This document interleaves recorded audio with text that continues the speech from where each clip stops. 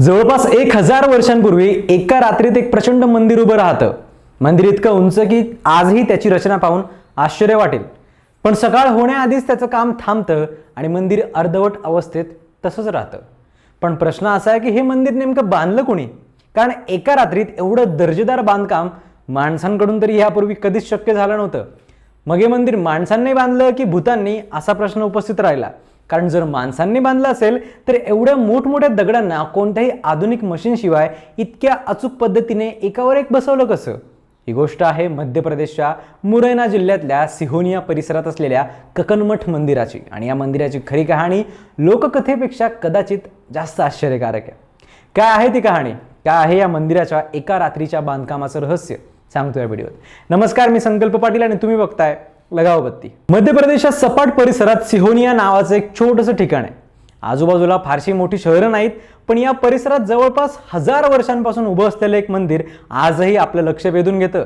हे मंदिर भगवान शिवाला समर्पित आहे आणि त्याची उंची जवळपास 115 फूट असल्याचं सांगितलं जातं. मात्र मंदिराचं आजचं रूप पाहिलं तर ते एखाद्या पूर्णपणे व्यवस्थित मंदिरासारखं दिसत नाही. काही भाग तुटलेले आहेत, अनेक शिल्प गायब आहेत आणि आजूबाजूला पडलेले कोरीव दगड इथे पाहायला मिळतात. तरीही मंदिराचा मुख्य सांगाडा आजही उभा आहे आणि इथूनच ककनमठाचं सगळ्यात मोठं रहस्य सुरू होतं. स्थानिक भागात या मंदिराबद्दल एक अतिशय रंजक कथा सांगितली जाते. ती म्हणजे ककनमठ मंदिर माणसांनी नाही तर भूतांनी बांधलं होतं. हो, लोककथेनुसार रात्रीच्या वेळी भूतांनी मंदिराचं बांधकाम सुरू केलं. प्रचंड मोठे दगड एकावर एक ठेवत मंदिराची रचना तयार केली जात होती. त्यांचा उद्देश होता सकाळ होण्याआधी संपूर्ण मंदिर पूर्ण करण्याचा. पण पहाट होण्यापूर्वीच मानवी हालचालींचा आवाज ऐकू आला आणि भूतं तिथून निघून गेली. त्यामुळे मंदिराचं बांधकाम अपूर्ण राहिलं आणि आजही त्याचा काही भाग विस्कळीत अवस्थेत दिसतो. तो त्यामुळेच, अशी स्थानिक मान्यता आहे. आता ही गोष्ट ऐकल्यानंतर साहजिकच प्रश्न पडतो की खरंच भूतांनी मंदिर बांधलं होतं का? तर याचं उत्तर इतिहासाकडे पाहिलं तर वेगळे. उपलब्ध ऐतिहासिक माहितीनुसार ककनमठ मंदिराचं बांधकाम 11व्या शतकात झाल्याचं मानलं जातं आणि त्याचा संबंध कच्छपघात वंशातला राजा कीर्तिराज यांच्याशी जोडला जातो. काही परंपरांनुसार मंदिराचं नाव राणी ककणावती किंवा ककणादे यांच्या नावाशी संबंधित असल्याचंही सांगितलं जातं. म्हणजे भूतांची कथा ही स्थानिक लोककथा आहे. मंदिराच्या प्रत्यक्ष बांधकामाला ऐतिहासिक संदर्भ आहेत. आणि खरं सांगायचं तर या मंदिराचं सगळ्यात मोठं रहस्य भूतांची कथा नाही तर जवळपास 1000 वर्षापूर्वीची त्याची बांधकामाची पद्धत आहे. आज आपण एखादी मोठी इमारत बांधताना सिमेंट, लोखंड, कॉन्क्रीट, क्रेन आणि अत्याधुनिक मशिनरीज वापरतो.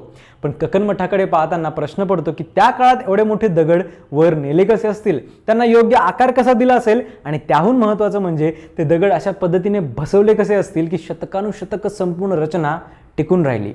ककनमठ मंदिराची रचना पाहिल्यावर लक्षात येतं की मोठमोठे दगड विशिष्ट पद्धतीने एकमेकांवर बसवण्यात आलेत.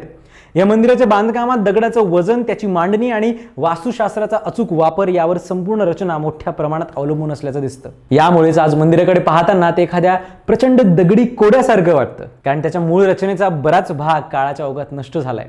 भूकंप, नैसर्गिक झीज आणि वेगवेगळ्या काळात झालेलं नुकसान यामुळे मंदिराच्या बाहेरच्या अनेक भागांना मोठी हानी झाली. काही शिल्प आणि अवशेष इतरत्र हलवण्यात आले आहेत तर काही दगड मंदिराच्या आसपास पडलेले दिसतात. ककनमठाच्या वास्तुकलेमध्ये मध्य भारतातल्या त्या काळाच्या मंदिर शैलीची वैशिष्ट्य दिसतात. त्यातली काही शिल्प आणि रचनात्मक घटकांची तुलना खजुराहो परिसरातल्या मंदिरांशी केली जाते. मंदिराची उंच रचना, खांबांनी तयार केलेला भाग आणि मध्यवर्ती गर्भगृहाची मांडणी यामुळे हे मंदिर त्या काळातल्या स्थापत्यकलेचा एक महत्त्वाचा नमुना मानलं जातं. पण मग एवढं भव्य मंदिर आज अर्धवट आणि मोडकळीला आलेलं का दिसतं? तर यामागे एकच कारण नाहीये. शेकडो वर्षांच्या नैसर्गिक झिजेमुळे दगडांची झीज झाली, भूकंपासारख्या नैसर्गिक घटनांचा परिणाम झाला. त्याशिवाय वेगवेगळ्या काळात झालेल्या आक्रमणांमुळे सुद्धा मंदिराच्या रचनेचं नुकसान झाल्याचं मानलं जातं. त्यामुळे आज आपल्याला दिसणारा ककनमठ हा त्याच्या मूळ स्वरूपाचा फक्त एक भाग आहे आणि कदाचित याच कारणामुळे या मंदिराची भूतांची कथा आणखी प्रसिद्ध झाली असावी. कारण मंदिराची सध्याची अवस्था पाहिल्यावर ते एखाद्या रहस्यमय ठिकाणासारखं वाटतं. प्रचंड दगड, काही ठिकाणी तुटलेल्या मूर्ती, उघडी रचना आणि आजूबाजूचा तुलनेने शांत परिसर या सगळ्यामुळे वातावरणात एक वेगळीच गूढता जाणवते. पण इथे एक गोष्ट लक्षात ठेवणं महत्त्वाचं आहे. भूतांनी मंदिर बांधल्याचा कोणताही ठोस ऐतिहासिक किंवा वैज्ञानिक पुरावा उपलब्ध नाहीये. ही स्थानिक लोकमान्यता आहे, पण त्या लोककथेच्या मागे असलेलं वास्तविक मंदिर आणि त्याची स्थापत्यकला नक्कीच अभ्यास करण्यासारखी आहे. आज ककनमठ मंदिराकडे दोन वेगवेगळ्या नजरांनी पाहता येतं. एका बाजूला हे मंदिर लोककथा, रहस्य आणि भूतांच्या गोष्टींमुळे प्रसिद्ध आहे, पण दुसऱ्या बाजूला ते जवळपास 1000 वर्षांपूर्वीच्या भारतीय स्थापत्यकलेची ताकद दाखवणारं उदाहरण आहे. कारण विचार करा, आजच्या काळातही इतकी मोठी दगडी रचना उभं करणं सोपं नाहीये. आणि ज्या काळात ना क्रेन होत्या, ना आधुनिक मशीन्स, ना सिमेंट कॉन्क्रीटची आजच्यासारखी साधनं, त्या काळात कारागिरांनी एवढं भव्य मंदिर उभं केलं आणि त्याचा सांगाडा जवळपास 1000 वर्षानंतरही उभा आहे. म्हणूनच कक्कनमठ मंदिराचं सगळ्यात मोठं रहस्य कदाचित हे नाही आहे की ते भूतांनी बांधलं होतं की माणसांनी. सगळ्यात मोठं रहस्य हे आहे की 1000 वर्षांपूर्वीच्या भारतीय कारागिरांना दगड, वजन, संतुलन आणि वास्तुरचनेचं इतकं अचूक ज्ञान कसं होतं. भूतांची कथा खरी आहे की नाही याचं उत्तर कदाचित आपल्याला कधीच मिळणार नाही, कारण हा शेवटी ज्याच्या त्याच्या मान्यतेचा प्रश्न आहे. पण कक्कनमठ मंदिर आजही एक गोष्ट नक्की सांगतं, इतिहासात काही रहस्य अशी असतात ज्याचं उत्तर खरं तर आपल्या पूर्वजांच्या असामान्य कौशल्यात दडलेलं आहे. भारतात आपण अशा इतरही अनेक मंदिरांविषयी यापूर्वी सुद्धा ऐकलेलं आहे, ज्यांची स्थापत्यकला खरंच थक्क करणारी आहे. पण अजून कोणत्या मंदिराविषयी असं सखोल विश्लेषण तुम्हाला ऐकायला आवडेल हे आम्हाला कमेंट्समध्ये नक्की सांगा. आणि अशाच दर्जेदार स्टोरीजसाठी पाहत राहा लगावबत्ती.